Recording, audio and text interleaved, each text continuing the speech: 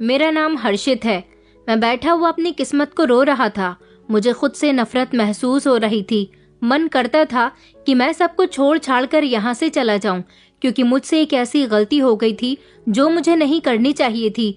मेरी आंखों से लगातार आंसू बह रहे थे, लेकिन अब ऐसा वक्त आ गया था, मैं पछतावा भी नहीं कर सकता था। मैं उससे बहुत नाराज था। उसने मेरी जिंदगी में शामिल होकर मेरी जिंदगी के सारे रिश्तों को मुझसे दूर कर दिया था। वो ऐसी क्यों थी पता नहीं, ये सब मेरे साथ ही क्यों होना था। मैं काम कर रहा था जब अचानक मेरे फोन की घंटी बजने लगी।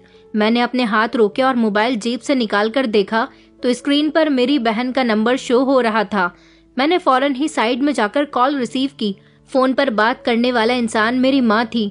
उन्होंने पहले मेरे हालचाल मुझसे पूछे, फिर कहने लगी कि बेटा, इस समय तुम्हें फोन नहीं करना चाहती थी, मगर क्या करूं, तुम्हारी बहुत याद आ रही थी। मैंने कहा, माँ कोई बात नहीं, इस समय ज्यादा काम नहीं है, थोड़ी देर आपसे बात कर सकता हूँ। मैं बिजनौर के एक छोटे से गांव में रहता था, मगर गांव में रहते हुए मैं अपने घर का गुजारा नहीं कर पा रहा था। पिता का साया मेरे सर पर था नहीं और माँ बूढ़ी हो चुकी थी।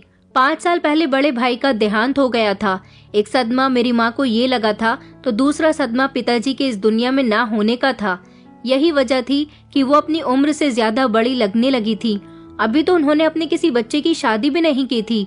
मैं गाजियाबाद जैसे शहर में काम करने के लिए आया हुआ था, यहाँ काम कर सकूं और थोड़ा पैसा कमा सकूं, क्योंकि जिस गांव में मेरा घर था वहाँ मेरे हिसाब का कोई काम नहीं था। घर के हालात जब धीरे धीरे बिगड़ने लगे तो माँ ने अपने दिल पर पत्थर रख लिया और अपने दिल के टुकड़े को खुद से दूर करके शहर भेज दिया। मेरी माँ हम दोनों भाई बहन से बहुत प्यार करती थी। मेरी एक 20 साल की जवान बहन भी थी जो बेहद खूबसूरत थी। उसके रिश्ते आ रहे थे, मगर अभी उसकी शादी करने के लिए हमारे पास इतना पैसा नहीं था। अभी पहले मुझे अपने छोटे से घर को बनाना था। हमारा घर बहुत छोटा सा था, एक छोटा सा कमरा और बाहर छोटा सा आंगन था, मगर हम 3 लोगों के लिए वो घर काफी था। हमारी जिंदगी जैसे तैसे गुजर रही थी। मैं जब शहर आया तो घर के हालात धीरे धीरे बेहतर होने लगे। इतने भी बेहतर नहीं हुए थे कि घर में हर जरूरत की चीज मौजूद होती। हाँ, मगर इतना था कि मेरी माँ और बहन को किसी के आगे हाथ फैलाने की जरूरत नहीं पड़ती थी। वो मेरी कमाई से घर को आराम से चला रही थी। मैं हर महीने उनको पैसे भेज दिया करता था। यहाँ मैं थोड़े ज्यादा पैसे कमा रहा था, लेकिन कुछ पैसे अपने पास भी रखता था। मेरा भी तो कोई खर्चा था। मैं जिस जगह रहता था वहाँ भी किराए पर रहता था, भले ही मुझे वहाँ रात को सिर्फ सोने के लिए जाना होता था। दोपहर का खाना मुझे फैक्ट्री की तरफ से मिलता था, जबकि रात का खाना और सुबह का नाश्ता हमें खुद अपनी कमाई से करना होता था। यहाँ आने के बाद मैं भले ही अकेला हो गया था, अपनी माँ और बहन से ज्यादा नहीं मिल सकता था, लेकिन जब इंसान मजबूरियों तले दब जाता है तो उसे अपने घर परिवार से दूरी करना ही बेहतर लगता है, ताकि वो उनसे दूर भी उनके भले के लिए ही रहे। यहाँ गाजियाबाद में मेरी मुलाकात एक लड़की से हुई जो बहुत सुंदर थी। जिस जगह मैंने रूम लिया हुआ था वो भी वहाँ पर रहती थी। मेरे कमरे के सामने वाला कमरा उसका था। वो उस घर के मकान मालिक की बेटी थी। मैं जब रात को अपने कमरे में दाखिल होता तो वो अपने दरवाजे पर खड़ी हुई होती थी। मुझे ऐसा लगता जैसे वो मेरे इंतजार में ही खड़ी होती है, क्योंकि मैंने देखा था कि जब भी मैं अपने कमरे के अंदर दाखिल होता या कमरे से निकलता तो वो मुझे बड़ी गौर गौर से देखती थी, और इसी को मैं मोहब्बत समझ बैठा था। एक दिन वो मुझे देखकर मुस्कुराने लगी तो मैं भी उसे देखकर मुस्कुरा दिया। मैं सूरत और शक्ल में बहुत अच्छा था। आजकल के लोग इंसान के काम से ज्यादा उसकी पर्सनालिटी पर फिदा होते हैं। मैं हमेशा साफ सुथरे कपड़े पहना करता था, स्मार्ट बनकर रहता था। 1 महीने में एक बार के लिए अपने अच्छे कपड़े जरूर खरीदता था। मुझे जब महीने की सैलरी मिलती तो मैं उनमें से थोड़े पैसे बचाकर पहले अपनी जरूरत का सामान लिया करता था। मुझे यहाँ पर काम करते हुए काफी समय गुजर गया था। हालांकि मेरी सैलरी भी बढ़ गई थी, मगर मैं अपने घर सिर्फ जरूरत के मुताबिक ही पैसे भेजता था। बाकी पैसे मैं अपने पास रखता था। काफी लंबे समय तक हम दोनों एक दूसरे को सिर्फ देखते रहे, और फिर फाइनली एक दिन अंजलि मुझसे बात करने के बहाने मेरे कमरे में दाखिल ही हो गई थी। उस दिन उसके माता पिता घर में नहीं थे, जबकि वो घर में अकेली थी। उसके 7 भाई और उससे अलग उसकी 2 बहनें और थीं। उसके पिता के पास बहुत सारी प्रॉपर्टी थी। उसके पिता ने अपने 4 घर रेंट पर दिए हुए थे। उनका ये घर सबसे बड़ा था और इस घर में काफी सारे कमरे थे जिसका किराया उनके पास आता। उनके पास इतनी धन दौलत थी कि अगर वो कभी कोई काम ना करते तो उनके पास किराए से ही इतना पैसा आता कि वो उसमें अपनी जिंदगी गुजार सकते थे, जबकि मैं एक मामूली सा इंसान जो अपना घर बार सब कुछ छोड़कर यहाँ नौकरी करने के लिए आया हुआ था। वो मेरे कमरे में आई तो मैं घबरा गया था। मुझे लगा कि शायद वो किराया लेने के लिए आई है, क्योंकि एक दो बार ऐसा हुआ था कि जब मेरा किराया लेट हो जाता था तो उसकी बहन मुझसे किराया मांगने के लिए आई थी, मगर उसने मुझसे किराए की कोई बात नहीं की, बल्कि वो तो मेरे सामने आकर बैठ गई थी। उसने कहा कि आप कुछ परेशान लग रहे हो। परेशान तो मैं उसे देखकर हुआ था कि वो खुद अपनी मर्जी से मेरे कमरे में कैसे चली आई थी। वो कहने लगी कि मैं आपको काफी टाइम से आते जाते देखती हूँ, मैं अपनी सब बहनों में सबसे छोटी हूँ, न जाने क्यों आप मुझे अच्छे लगने लगे हो। जब ये बात मैंने सुनी तो मेरे होठों पर मुस्कुराहट आ गई थी। उसने कहा कि कहीं देर ना हो जाए, इसलिए मुझे अपने दिल का हाल आपको बताना पड़ गया। वैसे भी आजकल हर लड़के और लड़की ने अपना साथी चुन लिया होता है, आपका तो कोई साथी नहीं है ना? उसने जैसे मुझसे एक तरह का सवाल पूछा था। मैंने मुस्कुराकर उसे जवाब दिया कि जी नहीं, ऐसा कुछ नहीं है, मैं किसी को पसंद नहीं करता। तो वो मेरी बात पर हंसी और कहने लगी कि अच्छा जी, आजकल तो हर कोई किसी न किसी को पसंद करता है।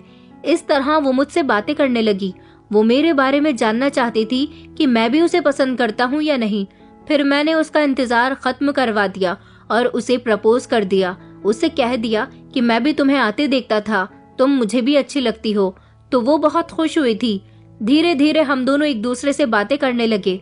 जब मैं शाम को फैक्ट्री से वापस आता तो वो अपने दरवाजे पर खड़ी हुई मुझे देख रही होती थी, और जब सुबह सुबह अपनी फैक्ट्री जाता तो तब भी वो मुझे देखने के लिए दरवाजे पर आ जाती थी। इस तरह हमारी मोहब्बत का सिलसिला चल निकला था। हम दोनों रात के समय एक दूसरे से फोन पर भी बात करते, और अगर हमारा मिलने का मन करता तो हम एक एक करके छत पर चले जाते और वहां जाकर एक दूसरे से चोरी चुपके मिलते थे। इसी तरह दिन गुजरते जा रहे थे। मेरी मम्मी का रोज फोन आता था। मैंने अपनी बहन को अपनी कमाई से कुछ पैसे भेज दिए थे और उससे कहा था कि तुम मोबाइल खरीद लेना। उसने मोबाइल खरीद लिया था, जिससे मुझे उन दोनों से बात करने में आसानी हो जाती थी। गांव के सारे ही लोग मेरी माँ को बहुत खुशनसीब कहते थे कि तुम्हें बहुत अच्छा बेटा मिला है, जो तुम्हारे घर के हालात सुधारने के लिए शहर तुमसे दूर रह रहा है। बेचारा बहुत मेहनती लड़का है। मेरी माँ को मुझ पर बहुत घमंड था। वो दुनिया की नजरों से मुझे बचाकर रखना चाहती थी। उसे हमेशा मेरी फिक्र सताती रहती थी कि मैं यहाँ हूँ तो क्या कर रहा हूँ, कहीं मुझे कोई नुकसान तो नहीं पहुँच रहा, मैंने खाना खाया या नहीं। मेरी बहन भी ऐसी ही थी, बिल्कुल माँ की तरह मेरे लिए फिक्र करती थी। माँ के साथ साथ वो भी बार बार मुझसे पूछती थी कि भैया वहाँ तुम कपड़े कैसे धोते होंगे, भैया वहाँ तुम अपने लिए खाना कैसे बनाते होगे, भैया वहाँ होटल का खाना खाते खाते तुम्हारा पेट खराब तो नहीं होता। ये सारी फिक्र वाली बातें मुझे अपनी माँ और बहन के मुंह से सुनना बहुत अच्छी लगती थी। और अब तो मेरी जिंदगी में अंजलि भी शामिल हो गई थी। मैं 6 महीने में एक बार एक हफ्ते के लिए अपने गाँव चला जाता था। वैसे तो मेरे लिए यहाँ से अपने घर जाना कोई आसान बात नहीं थी, लेकिन मैं चाहता तो हर महीने भी वहाँ का एक चक्कर लगा सकता था, लेकिन ऐसा पॉसिबल नहीं था। इससे मेरे ही अपने काम का नुकसान होता था, जो कि मुझे बिल्कुल भी बर्दाश्त नहीं था।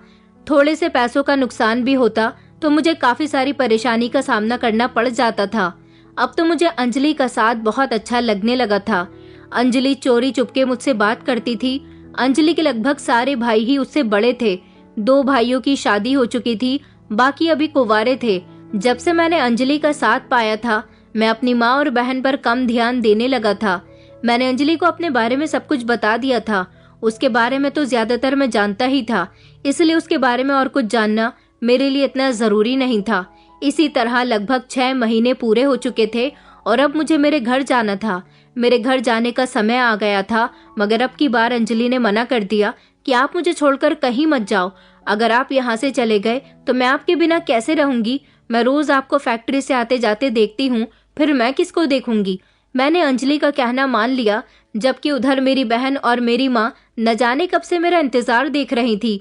वो हर रोज मुझे फोन करके यही कहती थी कि तुम्हें देखने का बहुत मन कर रहा है, तुम कब आओगे? मैं उन्हें ज्यादा काम होने का बहाना बना देता।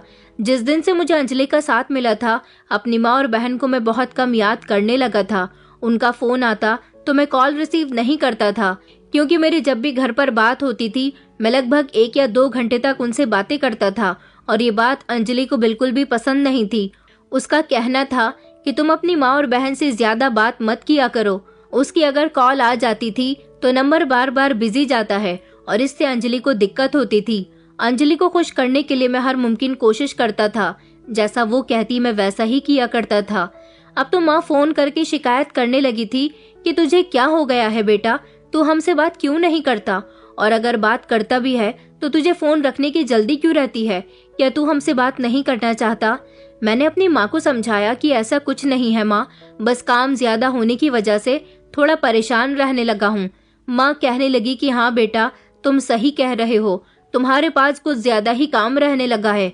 चलो अच्छी बात है, ज्यादा काम होगा तो तुम ज्यादा पैसे कमाओगे, लेकिन पैसे कमाने के चक्कर में ये ना भूल जाना कि बस मेहनत ही करते रहो और अपने आप को नुकसान पहुंचाते रहो, साथ साथ अपना भी ध्यान रखना।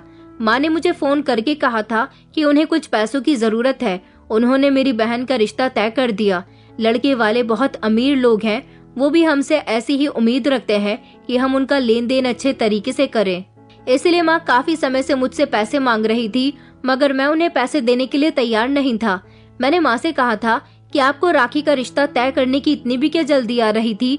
मैं राखी से उम्र में बड़ा हूँ, मुझे तो शादी की कोई जल्दी नहीं है, आपने मेरे लिए तो इतनी फिक्र नहीं की। माँ कहने लगी कि बेटा तुम कैसी बातें कर रहे हो, तुम्हारी शादी हम इसीलिए नहीं कर सकते क्योंकि तुम हमसे दूर रहते हो। तुम्हारी पत्नी यहाँ अकेली रहेगी और मैं नहीं चाहती कि मैं पति पत्नी को एक दूसरे से अलग कर दूं। बहन का अच्छे घर से रिश्ता आ गया, इसलिए उसका रिश्ता तय करने में देर नहीं की। वहाँ पर हमारी बेटी राज करेगी। अरे हम तो बहुत भाग्यशाली हैं कि इतने ऊंचे घर से हमारी बेटी का रिश्ता आया है। और रही तुम्हारी शादी की बात, तो तुम अपने लिए बहुत सारा पैसा कमाओ और मुझे अपनी सैलरी से थोड़े ज्यादा पैसे दो। राखी की शादी करने के बाद मैं तुम्हारी शादी का बंदोबस्त करूंगी। आखिर मुझे भी अपनी बहू लाने की बहुत जल्दी है, मगर क्या करूं, घर के हालात ज्यादा अच्छे नहीं हैं। मैं नहीं चाहती कि बहू ऐसी हालत में घर आए तो वो भी हमारी तरह परेशानियों का सामना करे।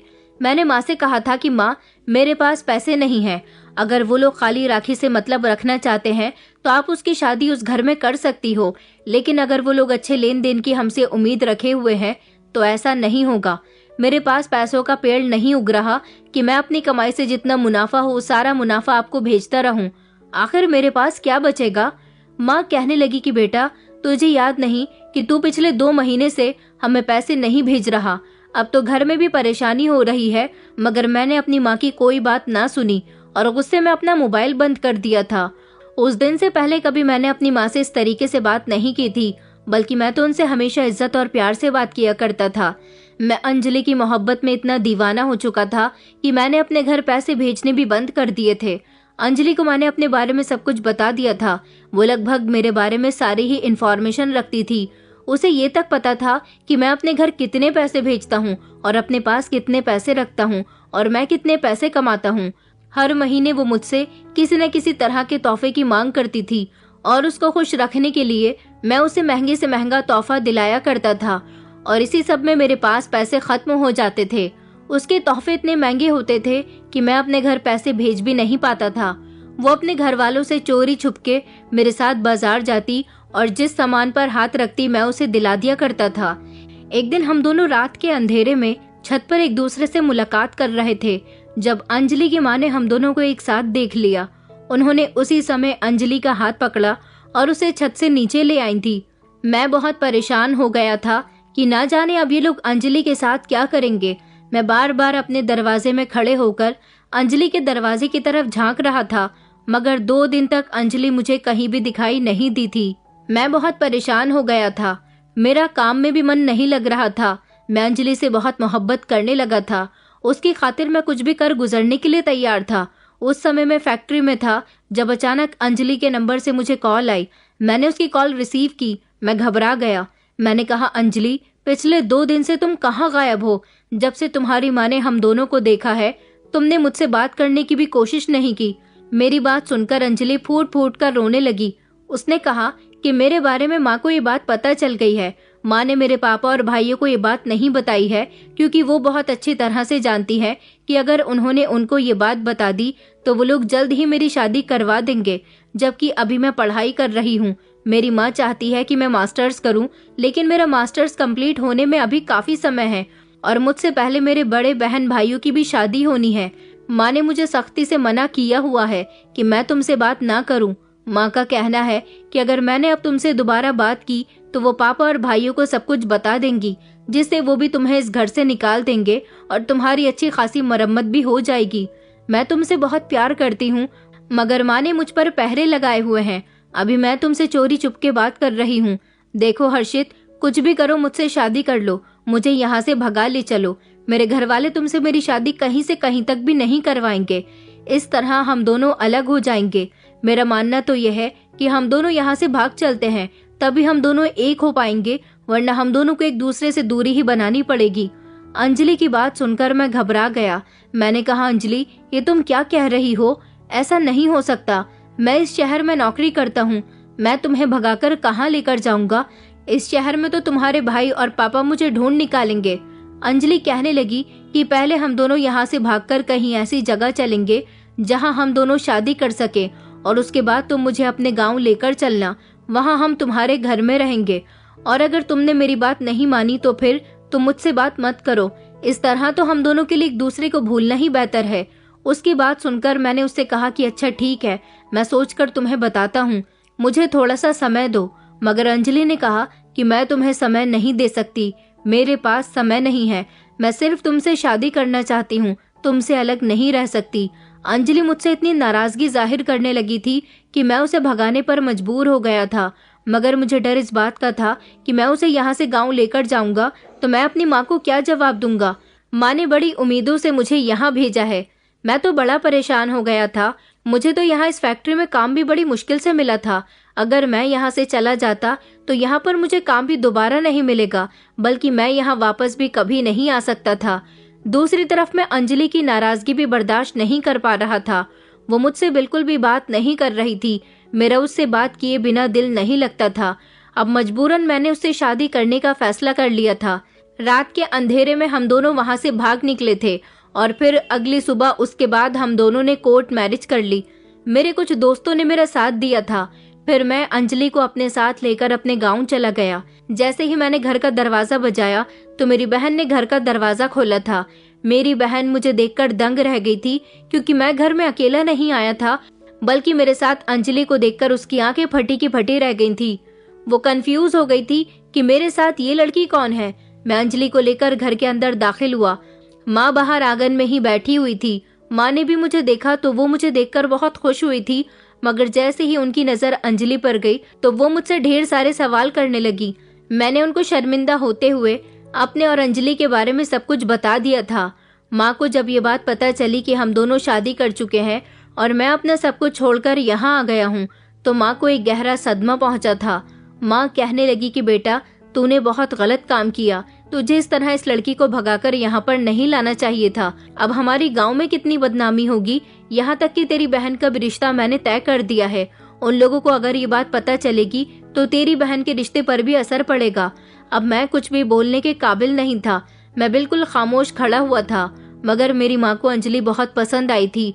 उसकी खूबसूरती मेरी माँ को भा गई थी। माँ ने अंजलि को बड़ी मोहब्बत से गले लगाया था, उसे आशीर्वाद दिया। राखी से कहा कि अपनी भाभी को कमरे के अंदर लेकर जाओ। माँ मुझे बहुत परेशान लग रही थी, लेकिन फिर भी उसने अंजलि के सामने मुझसे कुछ नहीं कहा।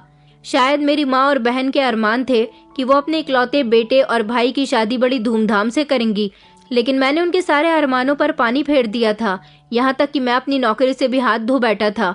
मुझे अपने गाँव आए हुए 24 घंटे गुजर गए थे।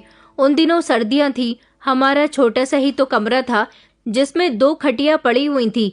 एक खटिया पर मेरी माँ और बहन सोया करती थी और दूसरी खटिया पर मैं सोता था, लेकिन मेरे पीछे मेरी खटिया पर मेरी बहन सो जाती थी। रात के समय माँ ने कहा कि तुम बहू के साथ कमरे के अंदर सो जाओ, मैं और राखी बाहर सो जाएंगे। इस बात पर राखी ने माँ को चौंक कर देखा। वो माँ से कहने लगी, माँ, इतनी कड़कती हुई सर्दी में हम दोनों बाहर कैसे सोएंगे? माँ ने उससे कहा कि देखो बेटा, अब घर में तुम्हारी भाभी आ गई है, ऐसे अच्छा तो नहीं लगेगा कि हम लोग कमरे के अंदर सोएं और बेटा बहू आंगन में। उन्होंने मुझे जबरदस्ती अंजलि के पास कमरे के अंदर भेज दिया और दोनों खुद बाहर आंगन में सो गई। मैं बहुत खुश हुआ था कि मेरी माँ ने खुशी खुशी अंजलि को एक्सेप्ट कर लिया था, जबकि मैं ये भूल गया था कि सर्दी में मेरी माँ और बहन की रात कैसे गुजरेगी। मैं तो बहुत खुश था और अंजलि के साथ अपनी नई जिंदगी की शुरुआत भी कर चुका था, मगर मैं ये नहीं जानता था कि अगले दिन एक नया हंगामा मेरा इंतजार कर रहा है। अगली सुबह 7 बजे का समय होगा जब जोर जोर से हमारे घर का दरवाजा बजने लगा। सर्दियों की सुबह थी, सब लोग देर से सोकर उठते थे। जब दरवाजा धड़ धड़ बजने लगा तो मैं भी घबराकर उठ गया था। मेरी बहन ने दरवाजा खोला तो वो जोर जोर से मुझे आवाज लगाने लगी, मगर मैं तो जागते हुए भी अपनी पत्नी के पास मौजूद था। मेरी बहन रोते हुए मुझे आवाज लगाने लगी तो मैं घबरा गया और कमरे से बाहर निकलकर दरवाजे तक आया। ये देखकर मैं बहुत डर गया था कि दरवाजे पर तो अंजलि के पापा और उसके भाई मौजूद थे। उन लोगों के हाथ में बड़ी बड़ी बंदूकें थी। वो लोग मुझे और अंजलि को तलाश करने के लिए यहाँ पर आए थे। मैं डर की वजह से भागकर घर के अंदर दाखिल होने लगा, मगर उन्होंने मुझे पकड़कर पीटना शुरू कर दिया।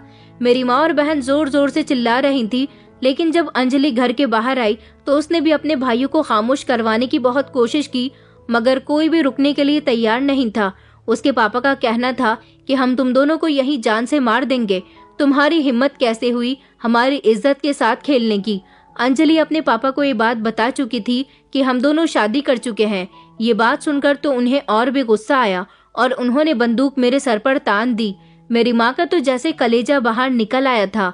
वो अपना सीना पीट पीट कर रो रही थी कि मेरे बेटे को छोड़ दो, जबकि मैं भी उनके आगे हाथ जोड़कर खड़ा था।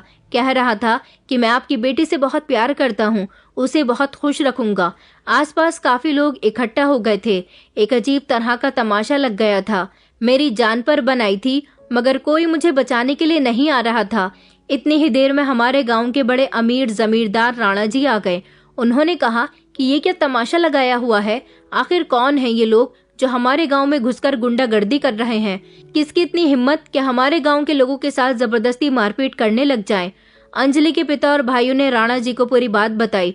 वो बात सुनने के बाद कहने लगी, अच्छा तो ये बात है। उन्होंने वहां पर इकट्ठे सारे लोगों को वहां से भगाया और कहा कि ये बात प्यार से भी तो हो सकती है।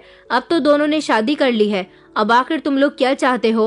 उन्होंने कहा कि हम इन दोनों को जान से मार देंगे। हमारे यहाँ किसी ने मोहब्बत की शादी नहीं की, हम मोहब्बत की शादी के सख्त खिलाफ हैं। उधर मेरी माँ और बहन बुरी तरह से रो रही थी। मेरी माँ रोते हुए राणा जी के पैरों में गिर गई और कहने लगी कि राणा जी कुछ भी करके मेरे बेटे को बचा लो, ये लोग मेरे बेटे को मार देंगे। राणा जी की नजर अचानक मेरी जवान बहन पर चली गई। राखी को देखकर उनकी आंखें उस पर टिक गई थी। मेरी बहन एक ऐसी लड़की थी जो घर से ज्यादा बाहर कभी नहीं निकलती थी। वो बहुत शरीफ और खूबसूरत लड़की थी। आज हालात ही ऐसे बन गए थे कि मेरी माँ, बहन और पत्नी बीच सड़क पर खड़ी होकर रो रही थी, सिर्फ मेरी खातिर। राणा जी ने कहा कि आप में से किसी को भी परेशान होने की जरूरत नहीं है, मैं अभी फैसला किए देता हूँ। अंजलि के पिता ने कहा कि अब कोई फैसला नहीं होगा। उन्होंने फिर से बंदूक उठाई, जो कि राणा जी ने हाथ उठाकर उन्हें खामोश रहने का इशारा दिया। उन्होंने कहा कि धीरज रखो, मैं इस लड़के से कुछ बात करना चाहता हूँ। राणा जी मेरे करीब आए और उन्होंने मेरे कान में एक ऐसी बात कही जिसे सुनकर मेरे पैरों तले से जमीन निकल गई थी, मगर उनकी बात मानना मेरे लिए बहुत बड़ी मजबूरी बन गई थी। अगर मैं उनकी बात ना मानता तो मैं अपनी जान की बाजी हार सकता था, यहाँ तक कि अंजलि की जान को भी खतरा था। मैं खामोशी से सर झुकाकर खड़ा हो गया था। राणा जी अंजलि और उसके भाइयों को अपने साथ अपनी हवेली पर ले गए और उसके बाद उन लोगों ने हमें बख्श दिया। ये सब देखकर तो मेरी माँ, बहन और पत्नी तीनों ही हैरान रह गई थी कि ये लोग तो हमें जान से मार देना चाहते थे, आखिर इन्होंने इतनी आसानी से हमें कैसे छोड़ दिया। वो लोग हमारे गांव से बड़ी खामोशी से चले गए थे, मगर उन्होंने अंजलि से सारे रिश्ते नाते खत्म कर दिए थे। मुझे इन लोगों ने बहुत मारा था, मेरा शरीर दर्द कर रहा था। हम लोग घर के अंदर आ गए थे। माँ ने कहा कि बेटा, राणा जी ने आखिर अंजलि के घर वालों से ऐसा भी क्या कहा कि वो खामोशी से यहाँ से चले गए। मैंने कहा, माँ मैं आपसे कुछ बात करना चाहता हूँ। मैंने अंजलि और राखी को कमरे के अंदर जाने के लिए कहा था। वो दोनों कमरे के अंदर चली गईं, जबकि मैं और माँ आंगन में बैठे हुए थे। मैंने माँ से कहा, माँ राणा जी को हमारी राखी पसंद आ गई है, वो उससे शादी करना चाहते हैं। उन्होंने आज जब राखी को देखा और मुझे इस मुसीबत में फंसे हुए देखा तो उन्होंने मेरी मजबूरी का फायदा उठाया।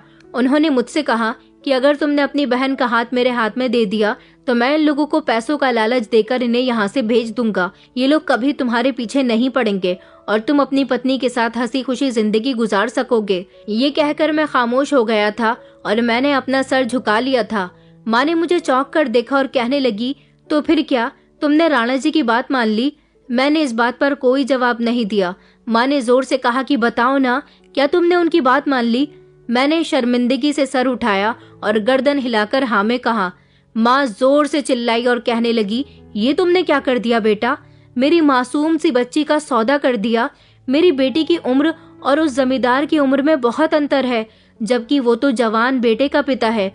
उसकी इतनी हिम्मत भी कैसे हुई मेरी बेटी पर नजर डालने की? उन्होंने कहा कि बेटा, तुमने ये बिल्कुल भी अच्छा नहीं किया। तुमने अपने स्वार्थ के लिए मेरी बेटी का सौदा उस आदमी से कर दिया। मैंने कहा, माँ, तो फिर मैं क्या करता? एक राणा जी ही तो थे जो मुझे अंजलि के पिता और उसके भाइयों से बचा सकते थे। आज अगर मैं ये कदम न उठाता तो आप मेरी लाश के सामने बैठी हुई रो रही होती। कल राखी को तैयार कर देना, राणा जी उससे शादी करके उसे अपने साथ ले जाएंगे। मैं ये कहकर माँ के पास से उठकर घर से निकल आया था। ये बात मेरी बहन को पता चली तो वो भी बिलख बिलख कर रोई थी, जबकि अंजलि का कहना था कि तुमने बिल्कुल ठीक किया। तुम्हारी माँ वैसे भी तुम्हारी बहन की शादी अपने से भी ऊंचे परिवार में करना चाहती थी। यहाँ तो तुम्हारी बहन की शादी फ्री में हो रही है और वो भी एक बहुत बड़ी हवेली की मालकिन बन जाएगी। मैं सब करके मन ही मन बहुत उदास था। मेरी बहन बहुत रो रही थी। अगले दिन राणा जी आए और मेरी बहन से शादी करके उसे अपने साथ ले गए। मेरी माँ उसे जाने ही नहीं दे रही थी। मेरी माँ बार बार मुझसे यही कह रही थी कि तुमने मेरी बेटी के साथ अच्छा नहीं किया। न जाने क्यों अपनी बहन को इस तरह जाते हुए देखकर मेरे दिल को बिल्कुल भी अफसोस नहीं हुआ था। बस मुझे इतना सुकून था कि अब सारी जिंदगी मुझे अंजलि के घर वालों से डरकर जीने की जरूरत नहीं है। राणा जी ने मेरी बहुत बड़ी परेशानी हल कर दी। मैं चाहूँ तो अब दोबारा उस शहर भी जा सकता हूँ। मेरी बहन जा चुकी थी। मेरी कम उम्र की बहन की शादी 45 साल के आदमी से हो गई थी।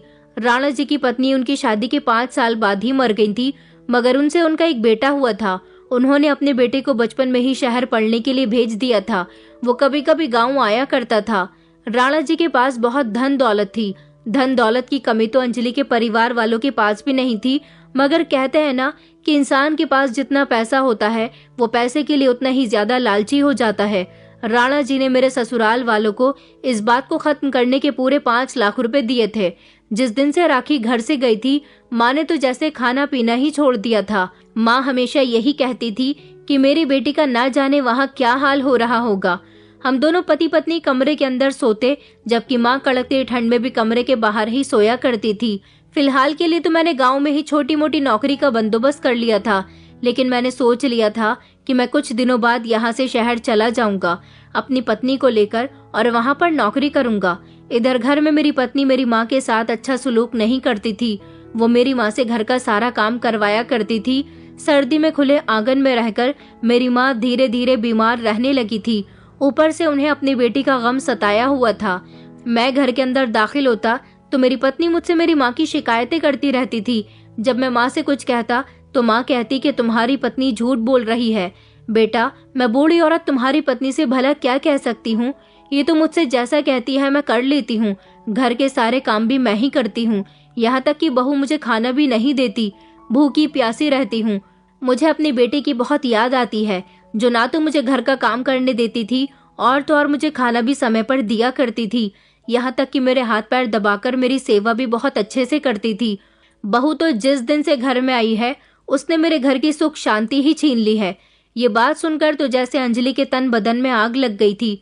अंजलि कहने लगी कि अगर आपके घर की सुख शांति हमारे आने से खत्म हो गई तो हम यहाँ से चले जाते हैं। मैंने भी माँ से कहा कि माँ, आपको अंजलि के लिए ऐसे शब्द इस्तेमाल नहीं करने चाहिए। अंजलि आपकी बहू है। माँ खामोशी से मेरी बातें सुनती रही, मुझे पलटकर कभी कोई जवाब न देती। कहने लगी कि नहीं बेटा, तुम में से कोई भी यहाँ से मत जाओ। मेरी थोड़ी सी ही तो जिंदगी है, तुम लोगों की बातें सुन सुनकर गुजर जाएगी। धीरे धीरे इस बात को 1 महीना गुजर गया था, जब अचानक हमारे घर पर राखी आ गई। राखी को देखकर मैं खुश हुआ था। राखी ने बहुत अच्छे कपड़े पहने हुए थे, वो गहने भी पहन रही थी, मगर उसने मुझसे कोई बात नहीं की। वो खामोशी से घर के अंदर आ गई और माँ के गले लगकर फूट फूट कर रोई थी। माँ उसे देखकर बहुत खुश हुई। ये बात मैं न देख सका कि मेरी बहन कितनी कमजोर हो गई, मगर माँ को फौरन उसकी फिक्र हुई। उन्होंने उसके गहने और अच्छे कपड़े ना देखकर उसकी कमजोर होती सेहत को देखा और उसके लिए बहुत फिक्रमंद हुई। वो माँ से रो रो कर कह रही थी कि तुम भी तो बहुत कमजोर हो गई हो माँ, ऐसा लगता है कि खाना नहीं खाती हो। मगर माँ ने उसे कुछ नहीं बताया। इतने पर भी मेरी पत्नी ने घर में हंगामा शुरू कर दिया। मेरी पत्नी से ये बर्दाश्त नहीं हुआ कि राखी यहाँ क्यों आई है। अंजलि ने राखी से झगड़ा करना शुरू कर दिया। कहने लगी कि तुम यहाँ आकर मेरी सास को भड़का रही हो, भला मैं उन्हें खाना क्यों नहीं दूंगी? अरे वक्त से पहले उन्हें खाना दे देती हूँ। देख नहीं रही तुम्हारी माँ कितनी मोटी हो रही है, जबकि मैं इस घर की जिम्मेदारियां उठा उठाकर कमजोर होती जा रही हूँ। मेरी बहन ने अपनी भाभी को कोई जवाब नहीं दिया। वो थोड़ी देर अपनी माँ से मिलकर घर से चली गई थी। मुझे उसका ये अंदाज अच्छा नहीं लगा कि मैं उसके सामने ही खड़ा हुआ था, मगर उसने मुझे ना तो नजर उठाकर देखा और ना ही मुझसे कोई बात की। उसके जाने के बाद मैंने माँ से कहा, माँ देखो, अमीर परिवार की बहू बन गई है तो अपने भाई को नजरअंदाज करते हुए चली गई। ये नहीं जानती कि उसकी शादी उसके भाई ने ही करवाई है। माँ कहने लगी कि वो तुम्हें नजरअंदाज करके नहीं गई है बेटा, वो तुमसे नाराज है।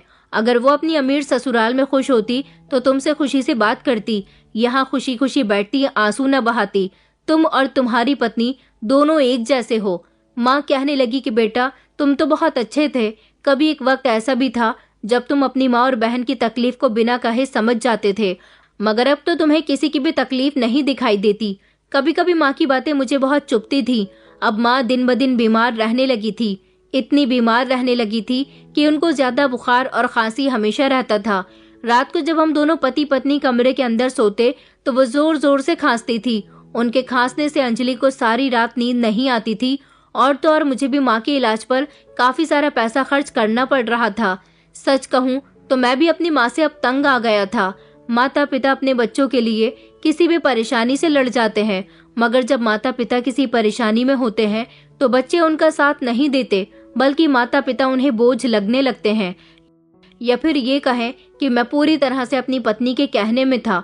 अपनी माँ की कोई परेशानी मुझे दिखाई ही नहीं देती थी। मेरी पत्नी के खर्चों में अभी भी कोई कमी नहीं थी। मैं जितना कमा कर लाता उसमें से आधे पैसे वो अपने पास रखती थी।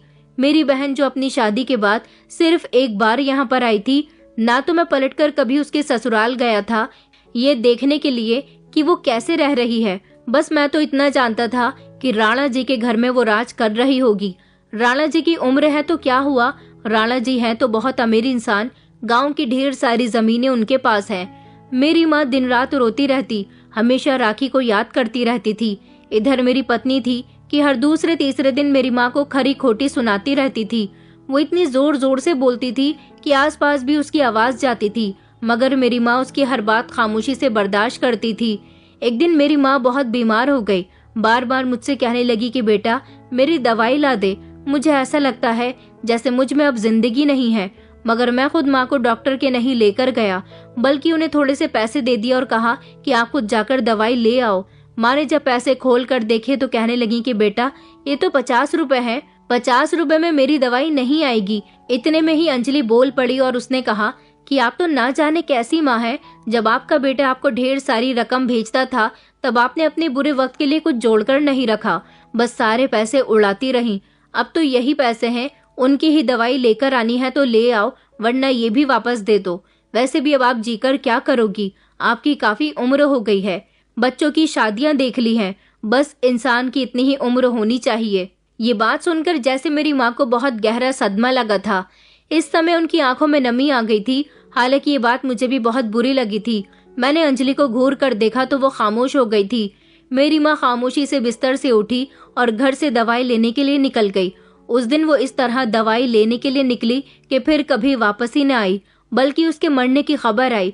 गांव के कुछ लोग उसकी लाश को लेकर घर आए। उन्होंने बताया कि तुम्हारी माँ की ट्रेन से कटकर मौत हो गई। वहाँ के लोग बता रहे थे कि ना जाने इस औरत का ध्यान कहाँ था, बस ये चलती ही चली जा रही थी। इसे नहीं पता चला कि ये ट्रेन की पटरी पर चल रही है। फिर तेज रफ्तार से ट्रेन आई और बेचारी की मौत हो गई। ये खबर मेरी बहन को भी मिल गई थी। वो भी रोती पीटती जब वहाँ पहुंची तो बार बार माँ माँ कह रही थी। न जाने क्यों अपनी माँ की लाश को अपनी आंखों के सामने देखकर मेरी आंखों में इतने आंसू आए थे कि मुझे बेहद शर्मिंदगी भी महसूस हो रही थी और अपनी माँ की मौत का सदमा भी बर्दाश्त नहीं हो पा रहा था। मैं बुरी तरह से रो रहा था। मेरी पत्नी की आंखों में भी आंसू थे। शायद उसे भी ये नहीं पता था कि उसकी कही हुई बात मेरी माँ को इतनी जल्दी लग जाएगी। मेरी माँ का अंतिम संस्कार हो गया। मेरी बहन तो फिर पलटकर घर के अंदर भी दाखिल न हुई। वो बाहर से बाहर ही अपने घर को वापस लौट गई थी। उसने कहा था कि अब ये मेरा घर नहीं रहा, मेरी माँ इस दुनिया से चली गई तो यहाँ से मेरा सब कुछ खत्म हो गया। मैं एक तरह से बिल्कुल खामोश हो गया था। एक चुप्पी मुझे लग गई थी। लोग आपस में बातें कर रहे थे कि इसने अपनी माँ को बहुत सताया था, ये अपनी पत्नी के कहने में बहुत रहता था। उधर इसने राणा जी से अपनी बहन की शादी करवा दी और इधर भगाकर इस लड़की से शादी कर ली।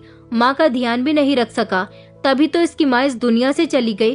कई दिन इसी तरह से गुजर गए थे। न जाने क्यों मेरी आंखों में नींद नहीं थी। मुझे बार बार अपनी माँ की याद आती थी। पहले मैंने अपनी माँ की कदर नहीं की और मरने के बाद मुझे अपनी माँ की एक एक बात याद आ रही थी। फिर जब एक रात मुझे नींद आ ही गई तो मैं बड़े गहरे सपने में चला गया था। मेरी माँ आंखों के सामने बैठी थी और मेरे आगे रो रही थी और कह रही थी कि तूने मेरी बेटी के साथ ठीक नहीं किया। मैं तो जैसे तैसे इस दुनिया से चली गई, मगर तेरे किए की सजा मेरी बेटी भुगत रही है। मेरी बेटी आज भी उस घर में खुश नहीं है जहाँ तूने उसकी शादी करवाई है।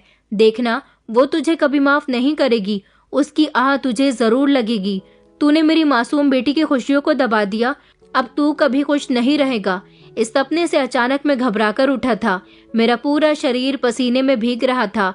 मेरी पत्नी ने कहा कि क्या हुआ, आपको नींद नहीं आ रही? मैंने अंजलि का हाथ झटक दिया और अंजलि से कहा कि दूर हो जाओ मेरी नजरों से। तुम्हारी वजह से मेरी माँ इस दुनिया से गई है। तुम्हारी खातिर मैंने क्या कुछ नहीं किया और तुम मेरी माँ का कभी ख्याल न रख सकी। पता है तुम्हें, लोग तरह तरह की बातें कर रहे हैं कि तुम हमेशा मेरी माँ से लड़ती रहती थी और मैंने भी तुम्हारा साथ दिया। मेरी बात पर अंजलि खामोश हो गई, क्योंकि जिस तरह दर्दनाक मौत मेरी माँ की हुई थी, उनकी लाश को देखकर तो अंजलि के रोंगटे खड़े हो गए थे। अंजलि भले ही अपनी जुबान से कुछ ना कह रही थी, मगर उसका दिल मेरी माँ के लिए परेशान था, उनसे माफी मांग रहा था। इस सपने से मुझे अपनी माँ की कही हुई बात समझ आ गई थी। अब मुझे राखी की फिक्र होने लगी थी। अगले ही दिन मैं राखी से मिलने के लिए उसके ससुराल गया तो देखा कि हवेली के बाहर ही राणा जी खड़े हुए थे। उन्होंने मुझसे कहा कि कहाँ घुसे चले आ रहे हो? मैंने कहा कि राखी से मिलने के लिए आया हूँ। तो वो कहने लगे, पागल हो गए हो, यहाँ तुम्हारी कोई बहन नहीं रहती, चलो जाओ यहाँ से। मैं उसके आगे जोर जोर से चिल्लाने लगा कि एक बार मेरी बहन से मुझे मिलने दो, मैं उसे देखना चाहता हूँ, मगर उसने अपने आदमियों से मुझे धक्के देकर निकलवा दिया। उसका कहना था कि जिस दिन मैंने तुम्हारी बहन से शादी की थी, उसी दिन मेरे साथ तुम्हारी ये बात तय हो गई थी कि वो तुम लोगों से कोई संबंध नहीं रखेगी। लेकिन फिर भी उसकी खुशी की खातिर मैंने एक बार उसे तुम्हारे घर पर भेज दिया था। अरे वो अब राणा परिवार की बहू है, तुम जैसे गरीब लोगों से वो कोई संबंध नहीं रख सकती। मैं घर वापस आया तो अब मुझे समझ आया था कि मेरी माँ क्यों मेरे सपने में आकर वो सब कह रही थी। जरूर राणा जी मेरी बहन के साथ कुछ गलत करता होगा, तभी तो उसने मेरी बहन को हम सबसे दूर कर दिया। मुझे कुछ भी करके अब अपनी बहन से मिलना था, मगर कैसे, ये मेरी समझ में नहीं आ रहा था, क्योंकि राणा तो कभी भी मुझे राखी से मिलने नहीं दे सकता था। और तो और हवेली में भी उसने बहुत सारे पहरे लगाए हुए थे। फिर मुझे राखी से मिलने का एक आइडिया सूझा।